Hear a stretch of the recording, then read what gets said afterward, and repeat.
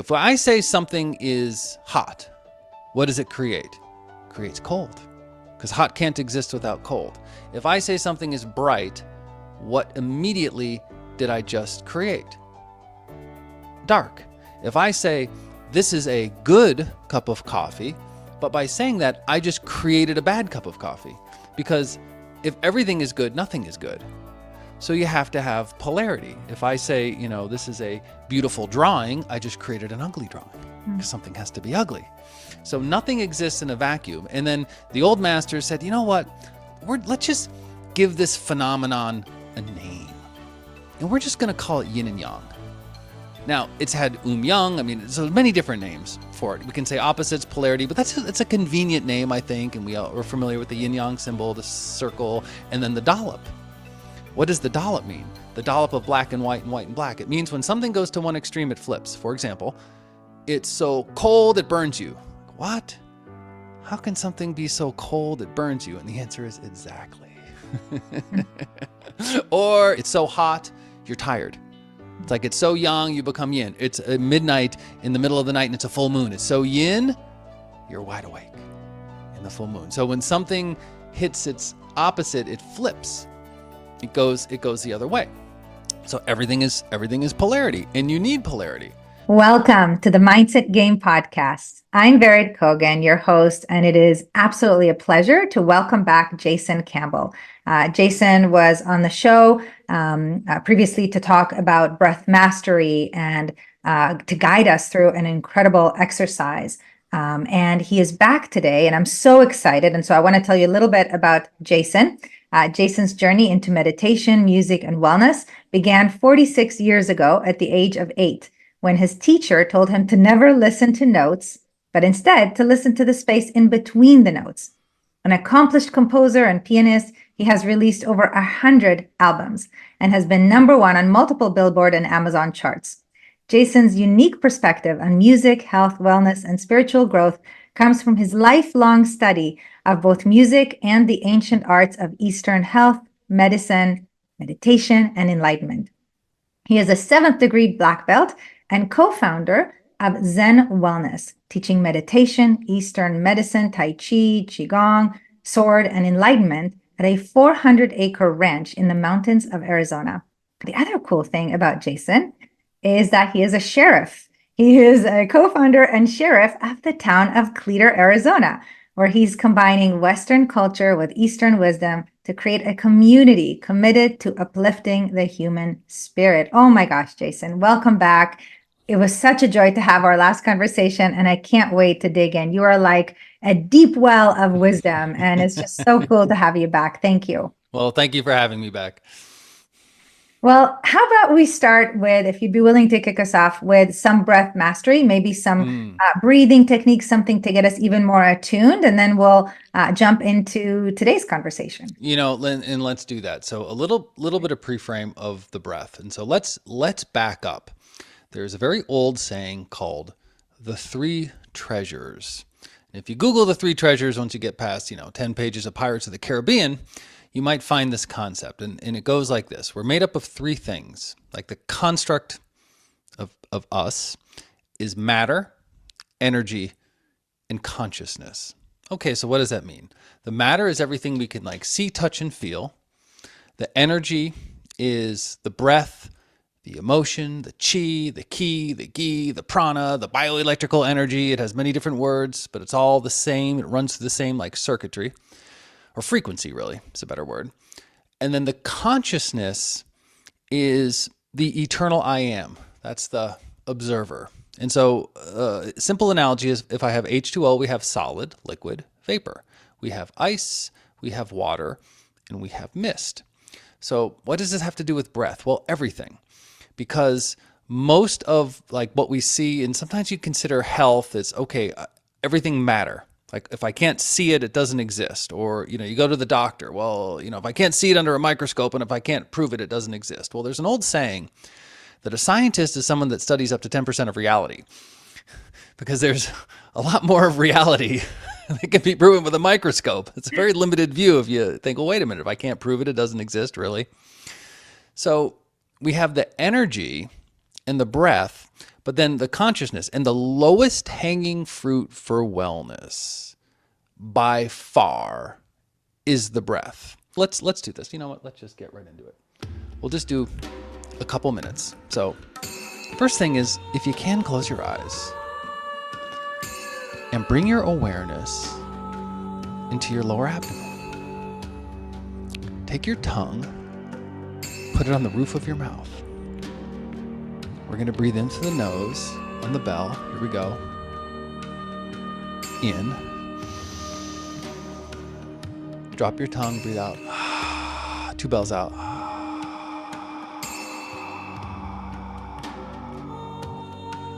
One bell in. 2 bells out.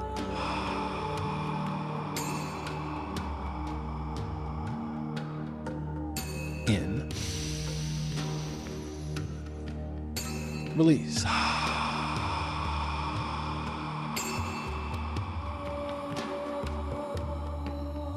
In for 1. Out for 2.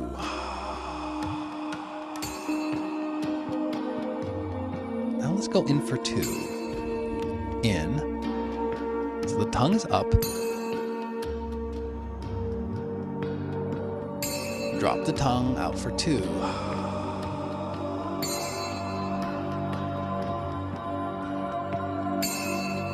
In.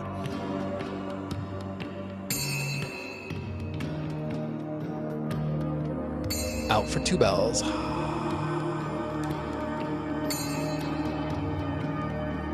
Now don't breathe in. Hold for 2 bells.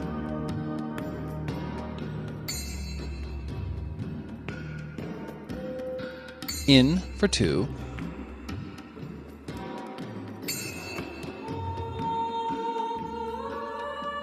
Out for 2.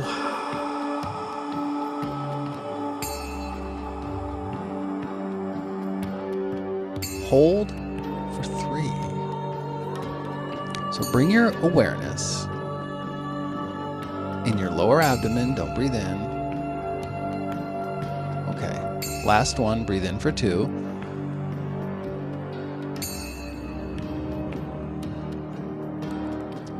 Breathe out for 2.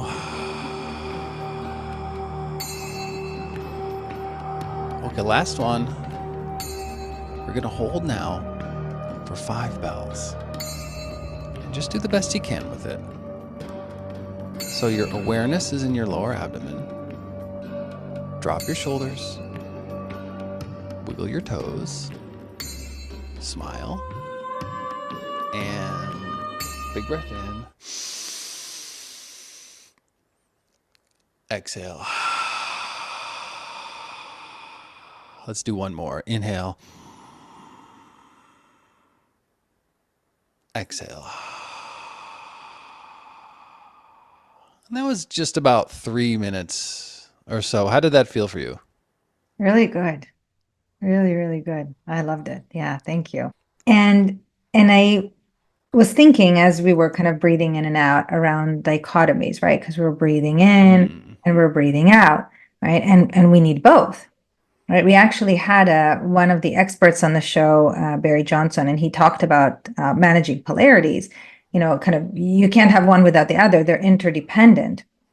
And so I'd love to maybe take us down that path of really understanding your perspective, maybe a little bit of the spiritual perspective of polarities, dichotomies, yin, yang, because we've all kind of heard that to some degree. I want to really, for us to have a very clear understanding of what that actually means and why we should be aware of that and how we can manage those polarities. Okay, so let's go back in time. And if you go far back enough, were the masters and the old masters, and this all came from meditation, contemplation, and observation. So you look around, you observe, you contemplate. And this was before Google got to tell us everything. You actually used yourself and you used your intuition. And there's things you just know, and there's things that you know that's not necessarily logical or that you can't prove, but you know. And so if you look at okay, if I say something is hot, what does it create? It creates cold, because hot can't exist without cold. If I say something is bright, what immediately did I just create? Dark. If I say this is a good cup of coffee, but by saying that, I just created a bad cup of coffee, because if everything is good, nothing is good. So you have to have polarity. If I say, this is a beautiful drawing, I just created an ugly drawing, because something has to be ugly. So nothing exists in a vacuum. And then the old masters said, you know what? Let's just give this phenomenon a name. And we're just going to call it yin and yang. Now, it's had yang. I mean, so many different names for it. We can say opposites, polarity, but that's a convenient name, I think. And we're familiar with the yin yang symbol, the circle, and then the dollop. What does the dollop mean? The dollop of black and white and black. It means when something goes to one extreme, it flips. For example, it's so cold it burns you. Like, what? How can something be so cold it burns you? And the answer is exactly. Or it's so hot, you're cold. It's so hot, you're tired.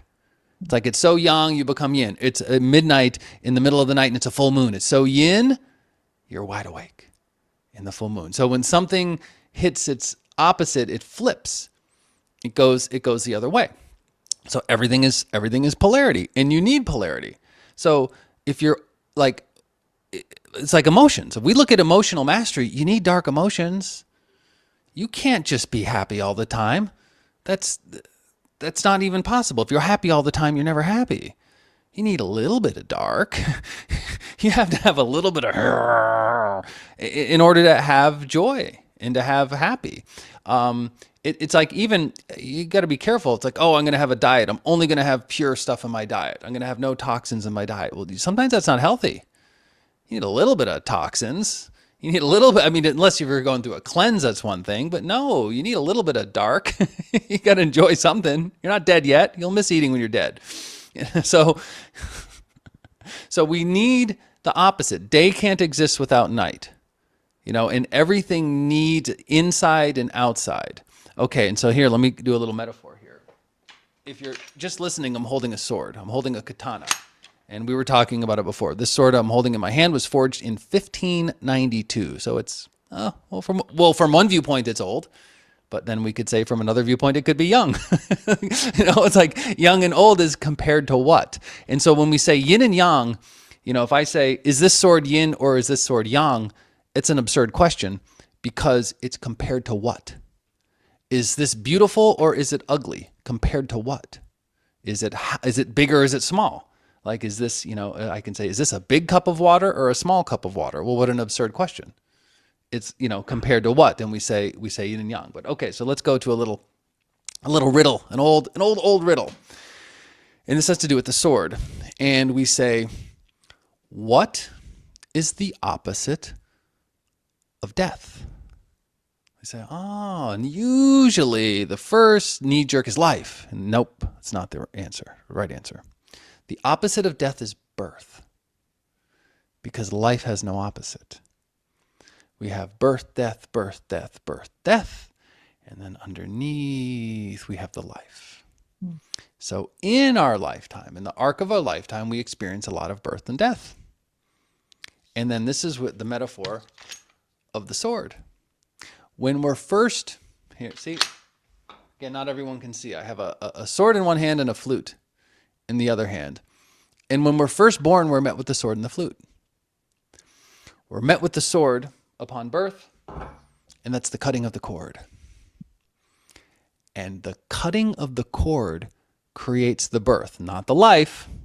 It's a whole other conversation. When does life begin? Okay, no. When does the birth begin is very clear. When the cord is cut, that's the birth. Why? Mom viewpoint, mom experiences a death. Mom loses a body part. At that same moment, the baby is born. So we're met with the sword. So then we could go and we could actually say, well, wait a minute. The sword's actually a birthing instrument. Yes, it is.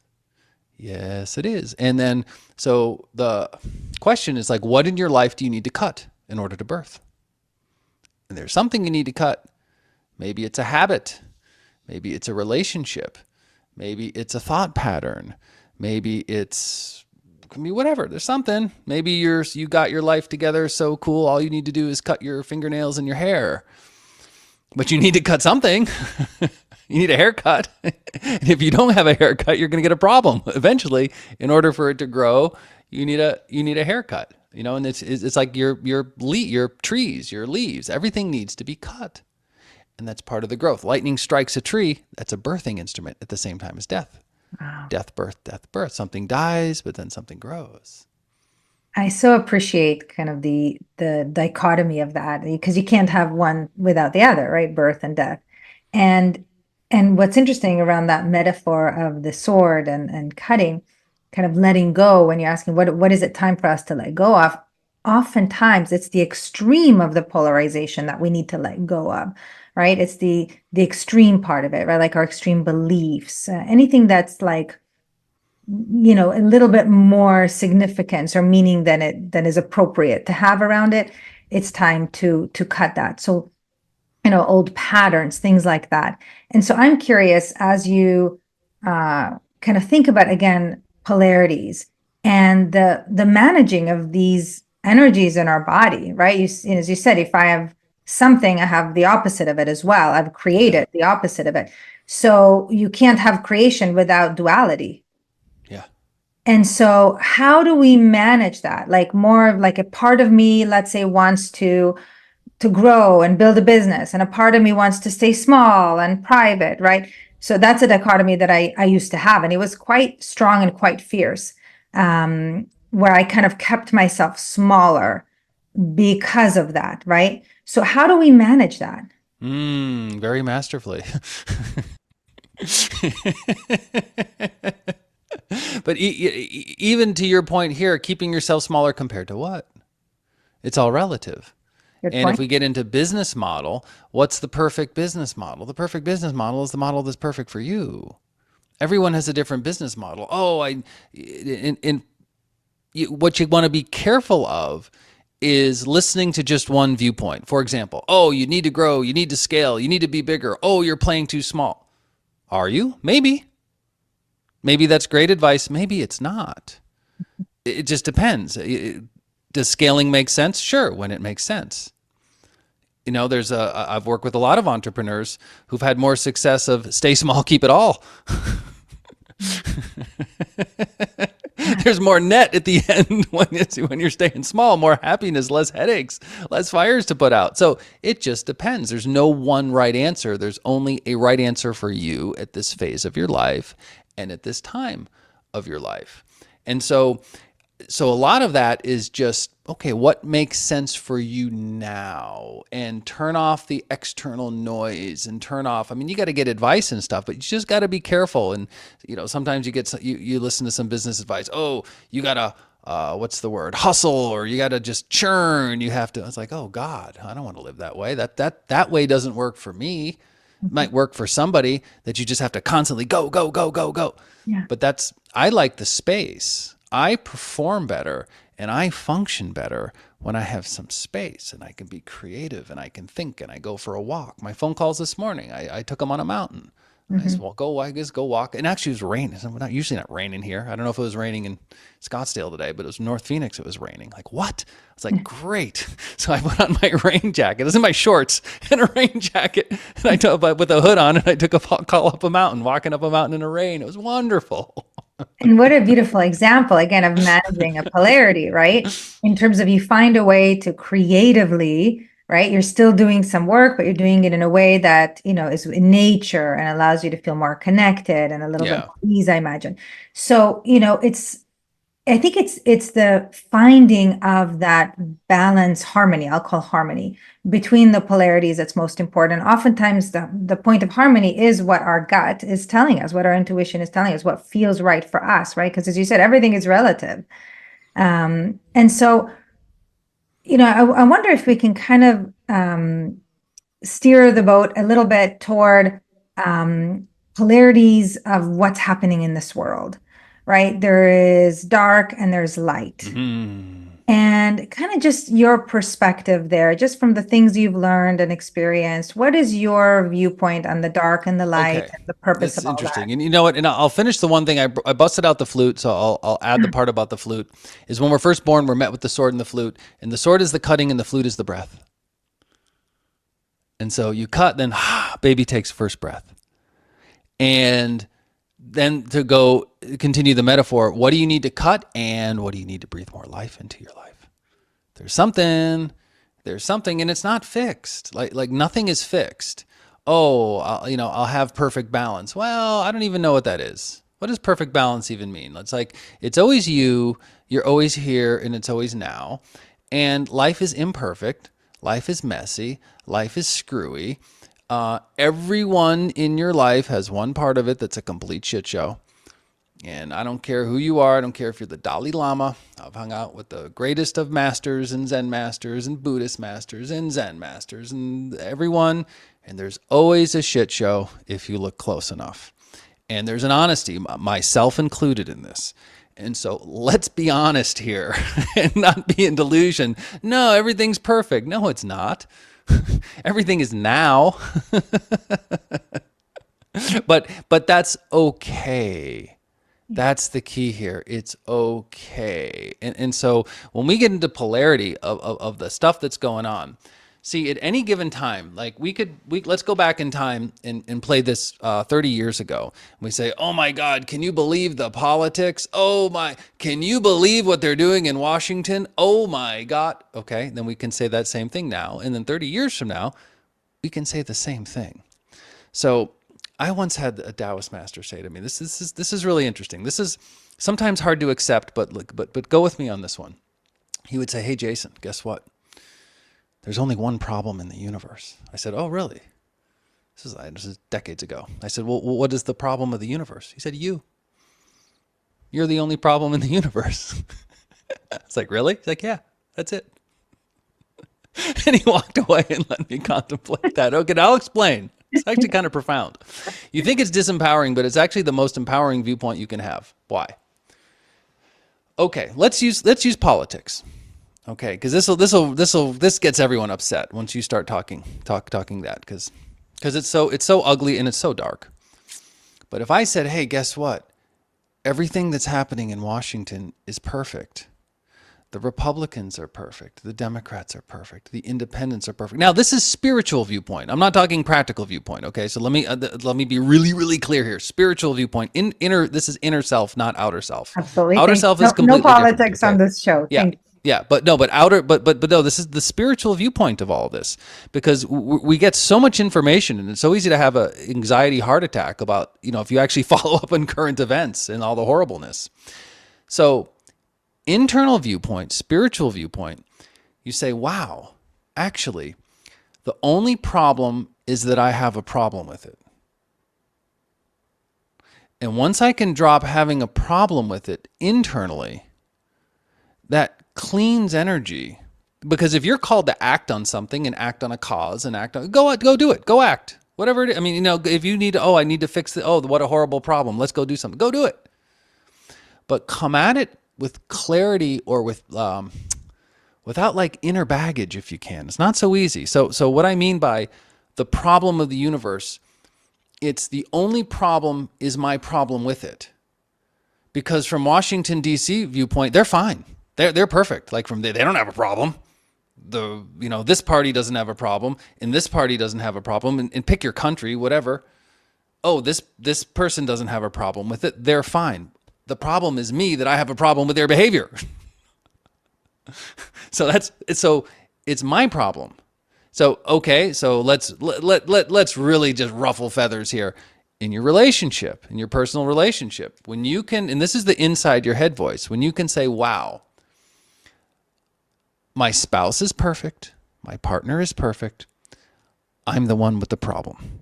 Ooh. Now that might not be the outside of your head voice, but if you can like go through that discipline, and my only problem, I have a problem with them doing blah, blah, blah, blah, blah, whatever blah, blah, blah is.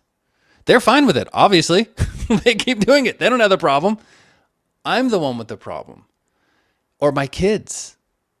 My kids like are fine doing this and this. I'm the one with the problem with it. So you can see it's like, wait a minute. In one way, I'm the problem. Am I blaming myself? No, you're empowering yourself. Because when you can flip it and say, okay, this is what it is, and I can approach this without anger, I can approach this without resistance, I can approach this with love, I can approach this with compassion, I can approach this with understanding, I mean, all these things, the energy that you bring to a situation completely changes. Like, for example, with kids, sometimes you got to raise your voice at kids. Sometimes you got to crack the whip. You just have to do it. But are you cracking it with an anger energy or a loving, clear energy? And we all know the difference. You can hear the difference. You can feel the difference. Kids can feel it even if they can't articulate it. Toddlers can feel the difference, but they don't have the words for it. If mom or dad is frustrated and angry and you yell at the kids as opposed to raising your voice to the kids, different than like maybe the same amplitude, like the same volume level, but it's different. And that's the same thing. And it comes back to whose problem is it? No, my kid doesn't, my 4-year-old's doing what a 4-year-old does. They don't have a problem with it. I'm the one with the problem with their behavior. And it could be appropriate to correct the behavior. Of course, you're the parent, but it's the energy. So that's a little advanced and it's real subtle. There's real nuance there. But if you're really honest about that, it's very empowering. It's like, okay, this is my problem right now. You go inside and then you can go fix it, correct it, make adjustments, whether it's the family, whether it's a relationship, whether it's a bigger business, whether it's politics, whatever, doesn't matter. Go do what you're going to do, but there's a presence there. I am so grateful for you sharing this because I wholeheartedly agree with what you're sharing, and it has been my experience personally with clients and what I have learned, that truly the problem that we have with things is our perception first and foremost of things. And that comes from the energy that's there. Maybe there's some baggage that's shifting our perspective of something. And so what we want to do before we respond to the external problem and do whatever needs to be done is to clear the energy. It really is to go inward. And there are many different tools for doing this. Breath is one tool. We can use, emotional freedom techniques, tapping, havening techniques, heart math. There's so many tools on this podcast alone that we've used to be able to clear and change the energy that we're bringing so that when we are taking action, we're operating from a higher vibration rather than from that place of anger or fear or resentment or the baggage. And then we're going to get better results as well from that. So the thing is, though, that, when people are faced with this tension, right? Like, let's even use the example of kids, right? So kid does something and we're really angry, right? It's really hard in the moment to choose the higher energy response because we're just hijacked. We're completely hijacked. And so it's easier in 2020, like later, vision, to kind of go back in hindsight and say, I shouldn't have done that. I could have done that. What are your thoughts around how to manage the energy in the moment? Yeah. Okay. A couple things here. So the first is that it's, back to self-mastery. And the self-mastery is preparing for it. Because look, what are the odds that your kid in the next 168 hours is going to do something you don't approve of? 100%? Okay, and that 168 hours is 1 week. The next month, if you have little angels, and what does that even mean? So the odds are it's going to happen. So we know it's going to happen. So part of wisdom as you get older,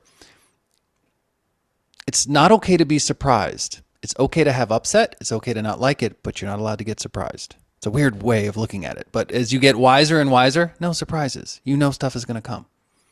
And if you're still surprised about something, okay, wow, then you got to look back. I didn't see that coming.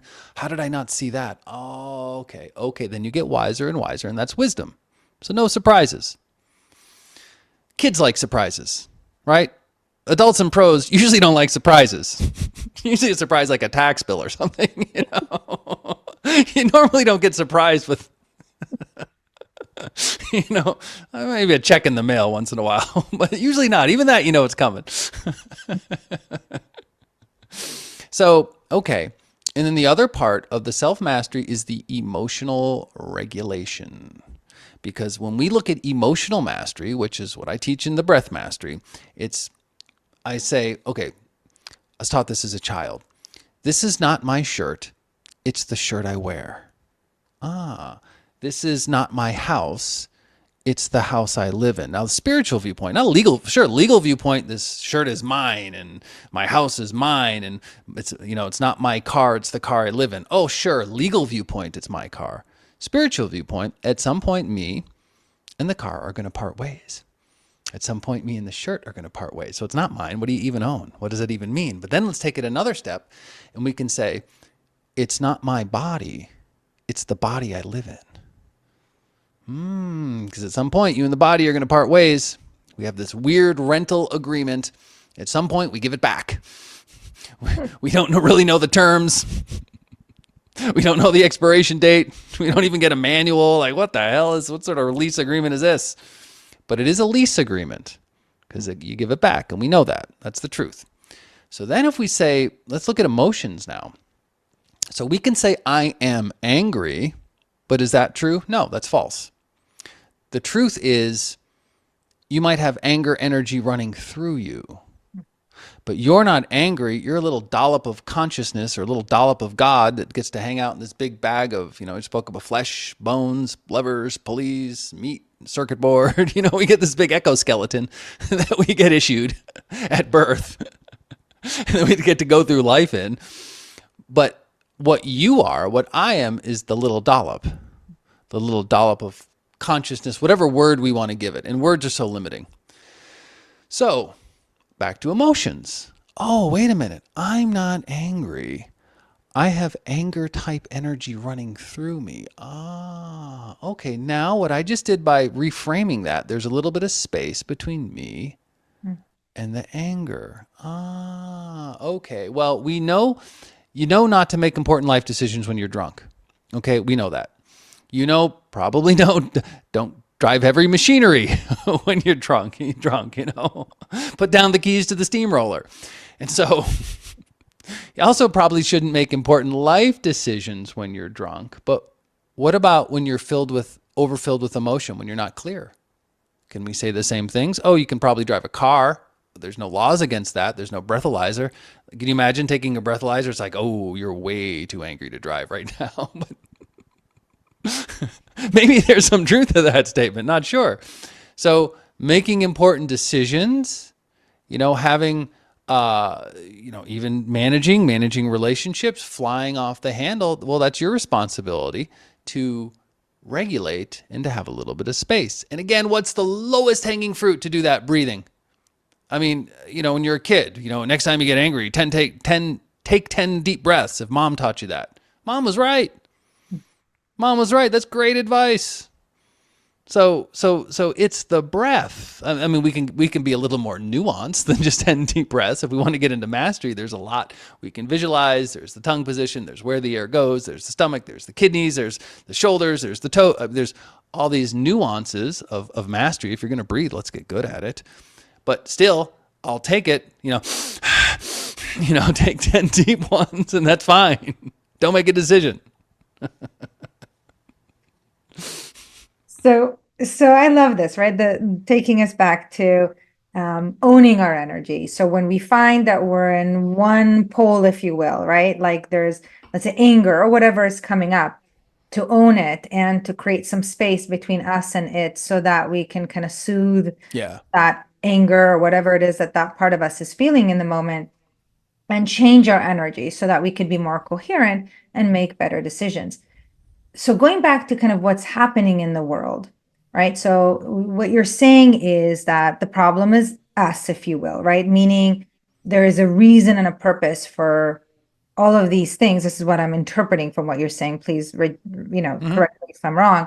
If it's not what you mean, it seems like there's some purpose to what's happening, right? To war and hate. So take me through that a little bit more from a spiritual perspective. Yeah. So when I say, because let's go yin and yang from the beginning. So internal and external. So internal, take the viewpoint, no, actually the world is perfect. The horribleness, the awfulness is perfect. And the only problem is I have a problem with it. Ooh, that's tough. That's tough. But when you can come to that external behavior, well, no, there's some things you can't allow. There's some things it's not just, oh, I'm just going to be all spiritual and allow all this horrible behavior around me. Well, not necessarily. But that's an individual thing. How far you're going to get involved in, different things that are happening. But I will say this: the greater the light, the darker the shadow. Mm. And so, yes, is there this more of an awakening going on? I see it. I see it. Is there more of a darkness going on? I see that too. What prevails? I don't know. I mean, Yeah, it's an old history we have. it really is. You can go back. Well, if you go down the whole history rabbit hole, that's a rabbit hole that goes far, far back. So it's always you. You're always here, and it's always now. And see, there's back to the power of three. When I said matter, energy, consciousness. See, there's also three types of karma. And karma is just a fancy way of saying cause and effect. There's your personal karma, there's other people's karma, and there's universal karma. And so your karma, well, you have control of your behavior, and your actions and what you do. Okay, fine. Other people's behavior, not so much control of it. You might have influence in a small group, but you certainly don't have control. Universal karma, we're just along for the ride. Nope, we have no influence on that one. You're in the sea. It's like the waves. You're in the back of a dragon here. But we're subject to all three. And an example is, okay, one day you're late for work. Well, did you sleep late and forget your car keys? That's your behavior. Was there traffic? That's other people's behavior. Not an excuse, just a fact. There's traffic. Other people did traffic. You didn't do traffic. Or was there a blizzard and a snowstorm and an earthquake? Well, that'd be more universal. So we're subject to all three. I mean, we have to take personal responsibility for the things that happen and stuff that happens, and we have to own our own emotions. And even you got to be careful of even like saying, "Oh, you made me angry." It's tricky.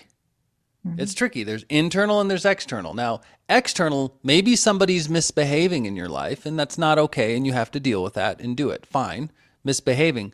But internally, you're better off with the attitude, "Oh, I allowed that to trigger me.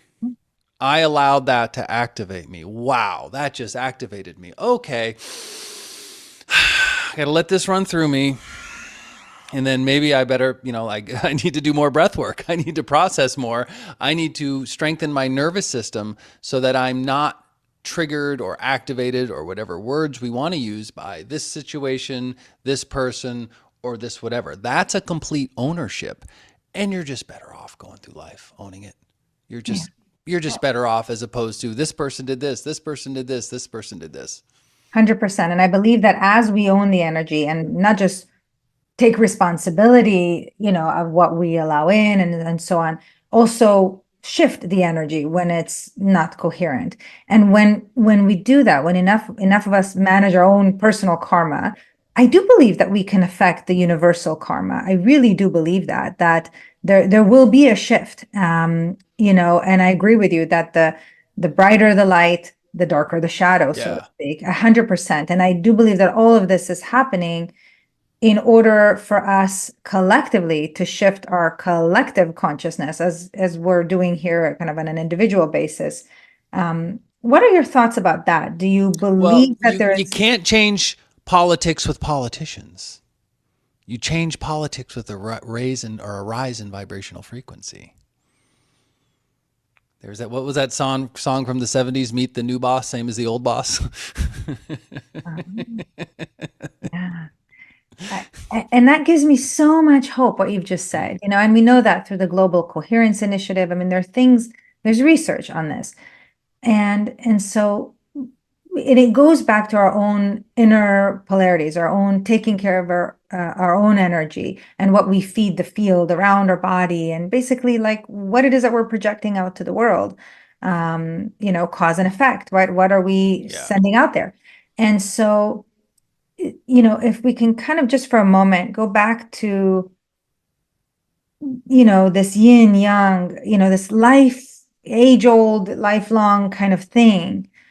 What advice do you have for people on how to manage that, right? This kind of duality that's happening. It could be masculine energy, feminine energy, conscious, unconscious. Yeah. There's so many different paradoxes and polarities. How do we like handle that inner conflict that goes on inside of Yeah. us? Well, the first thing is have a sense of humor. Yeah. And the sense of humor is almost the funny thing about life is very funny.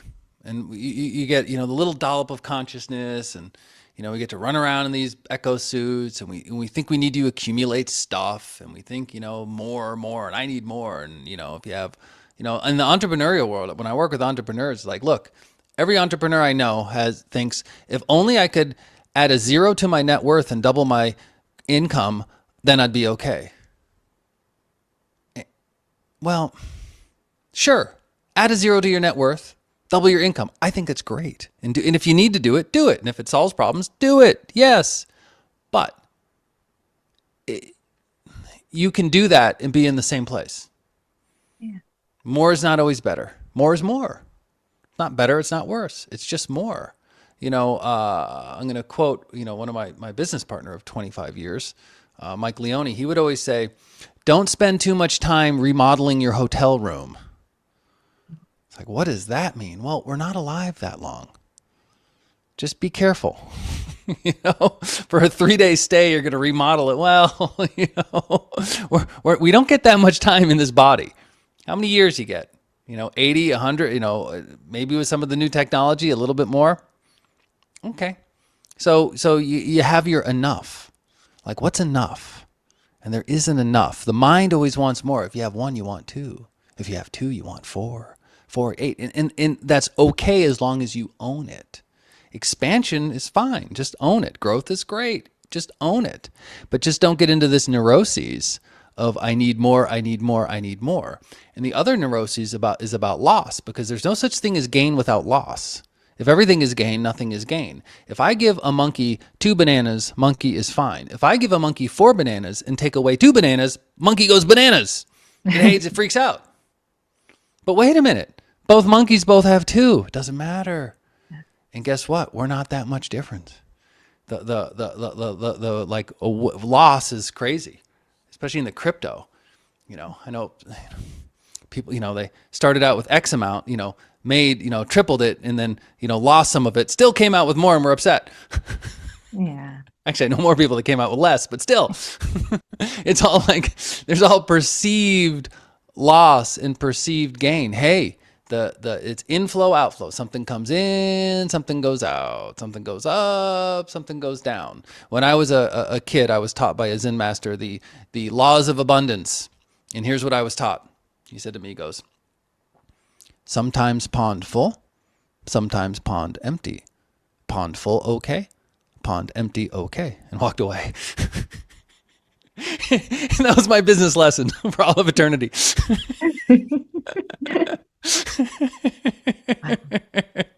And he was right. Can you hold the same mind when your pond is full? Can you same the whole mind when your pond is empty? So we have this gain and loss. And so take it with a sense of humor. Take it. And then also we all suffer from the same fate of impermanence. So there's impermanence. And so back to, it's not my it's not my it's not my water, it's the water I drink. It's not my flute, it's the flute I play. I mean, going on and on. So at some point we part from all things. And so there's an old saying, and the saying is, die 10,000 times before you die so that you never die. It's like, ooh, what does that mean? Okay, here's a discipline. You can try it tonight. Go to bed and die. Like, lay down in bed tonight and say, okay, this is it. This is enough.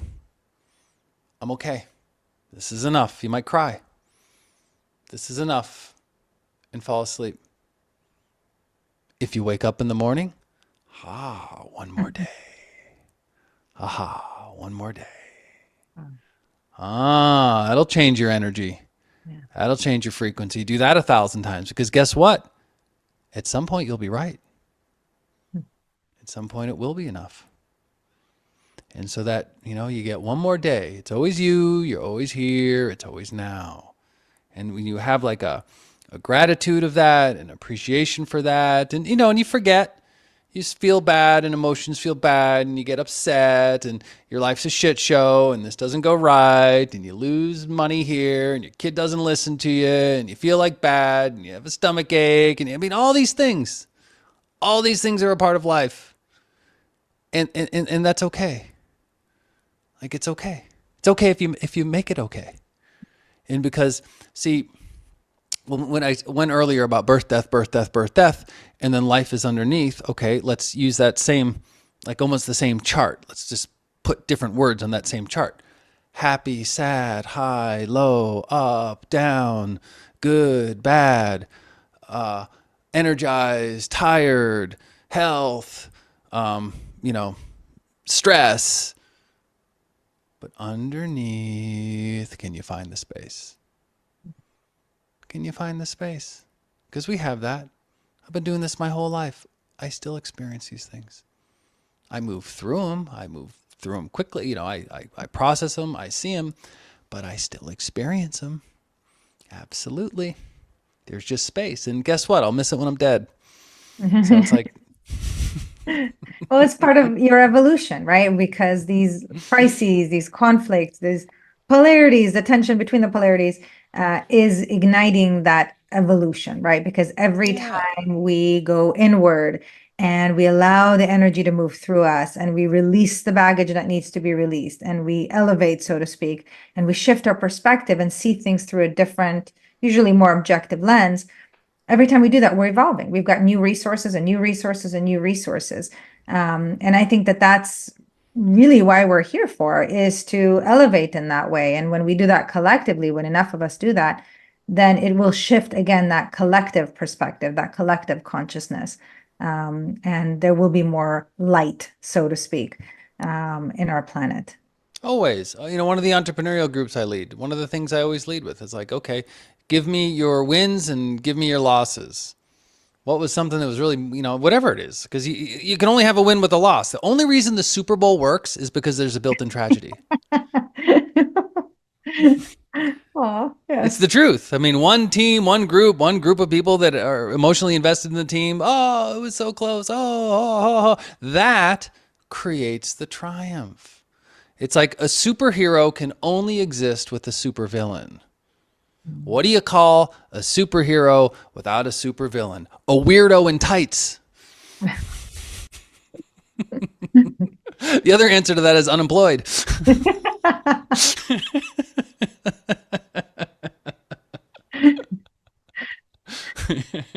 Yeah. Yeah. So, it's, on some level, we can kind of begin to consider these concepts. And on another level, for people that are really suffering, and everybody is, as you said, in some area of their life, it's harder to swallow, when it's real and it's close to home, and when the loss is really tragic. It can be really hard to accept the possibility that these universal shifts are happening, for a reason, an evolutionary reason for us all. It can be very difficult to accept. Well, it also doesn't matter if you're in a lot of pain or if you're, in a really dark place, and from that viewpoint, who cares about the evolutionary shift? You said something interesting about suffering. So when I was a kid, my uncle is an artist, and he's this big giant murals. He's this great artist. He'd paint all this stuff, and he was brought me in. He said, "Jason, what do you see?" It's this big landscape with this flowing grass. He said, "Look at the grass. What do you see?" I said, "Grass." He's like, "Really?" I said, "Green." He's like, "Really?"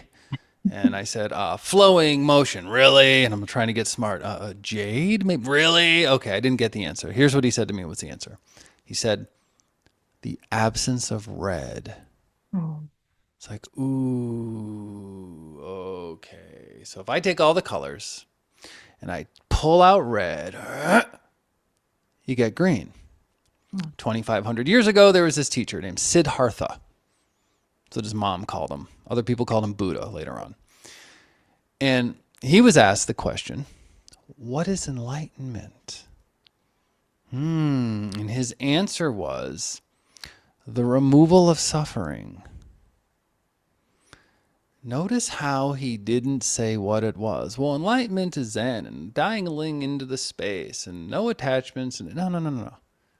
He said what it's not. He pointed to what it is by saying what it's not. Oh, interesting. And so if we say the removal of suffering, well, if we oversimplify suffering, well, it's like if I reach in and I go, and I reach inside you and I go, and I pull out all the suffering, what's left? You can say enlightenment, you can say bliss, you can say grace, you can, whatever word we want to use for it.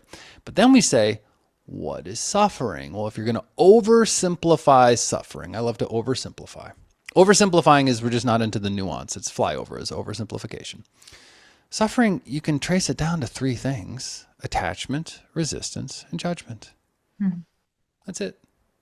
We attach to our stuff. Mine, me, mine, it's mine.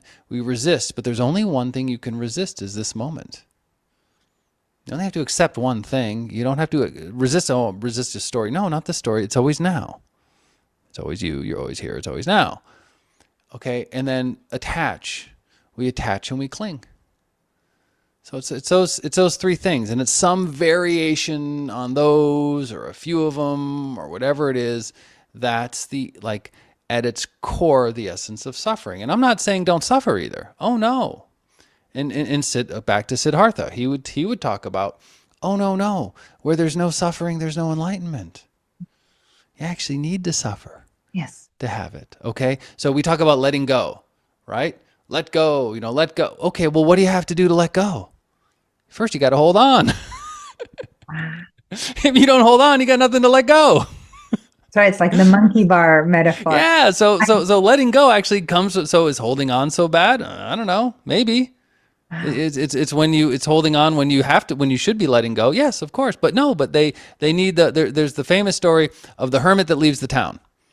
Go with me on this. So you have a town and there's a hermit. He goes up in the mountain to be a hermit, to leave the town. Town burns down. Town moves to another mountain. Hermit goes with him. Hermit needed a town to leave. He couldn't be a hermit without a town. So even the hermit needed the people.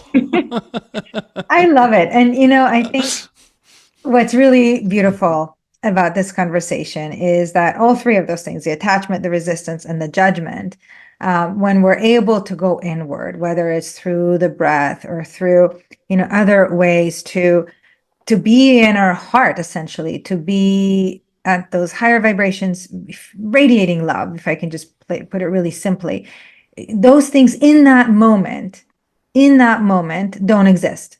Because when I'm in love, I can't at the very same moment be in judgment, in resistance, or in attachment in that singular moment.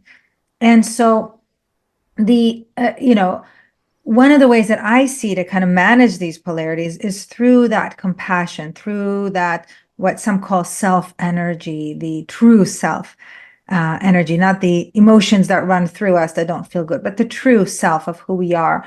I nicknamed that the heart of war, right? Which, when we bring that heart, that's what brings the peace, in the midst of the polarization.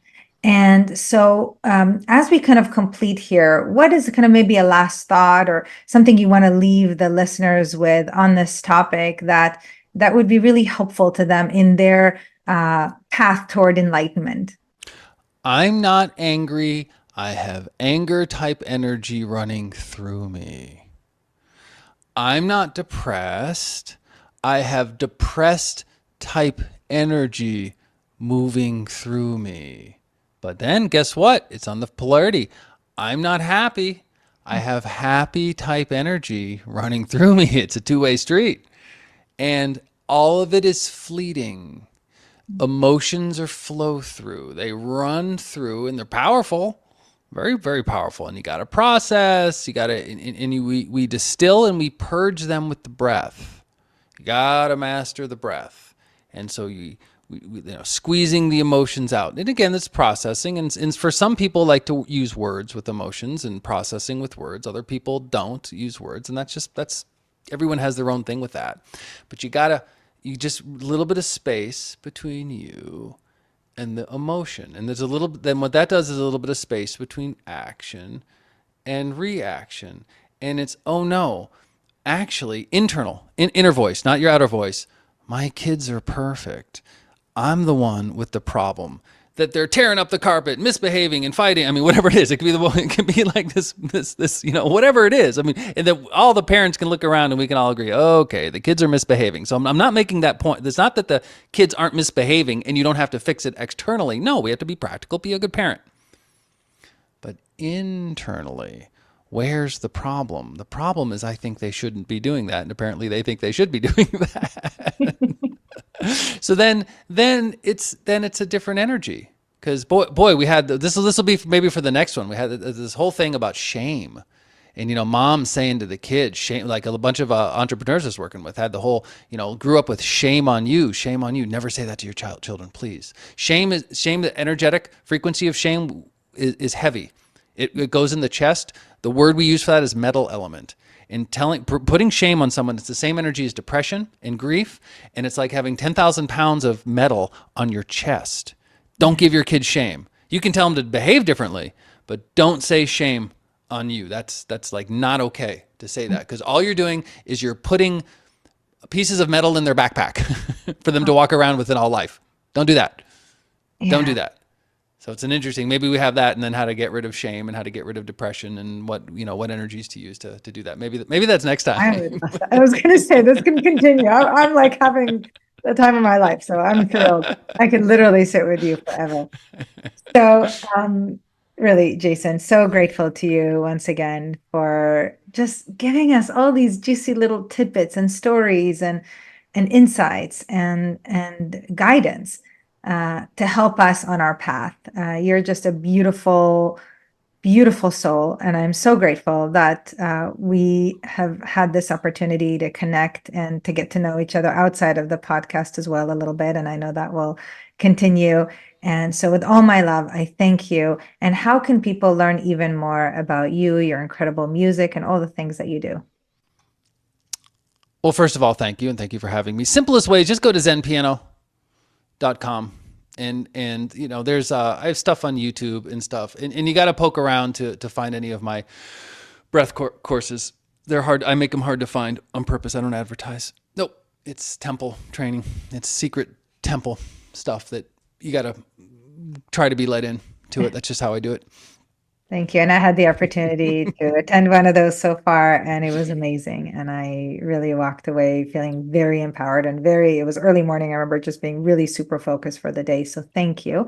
And thank you for, again, really the goodness that you bring, and the wisdom that, is again through the lineage, right? That you're kind of helping to continue to share in our world, because sometimes we forget. And so thank you.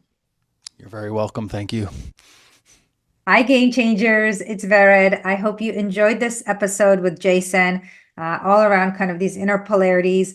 There's another great conversation that we recorded with Jason. It's episode 197, all about the breath work and the power of breath work. And he even guided us through this amazing exercise that you may enjoy doing again and again. It's something that really helps you to move energy in the body. And if you're curious to learn more about polarities and how to navigate that, especially as a leader, how to think in a way that allows you to see kind of two opposing sides to things at the same time and make wiser decision, I invite you to check out episode 215 with Ivo Bruchman, where we talked about paradoxical leadership. So thank you again for tuning in, and all my love. Mwah. Bye for now.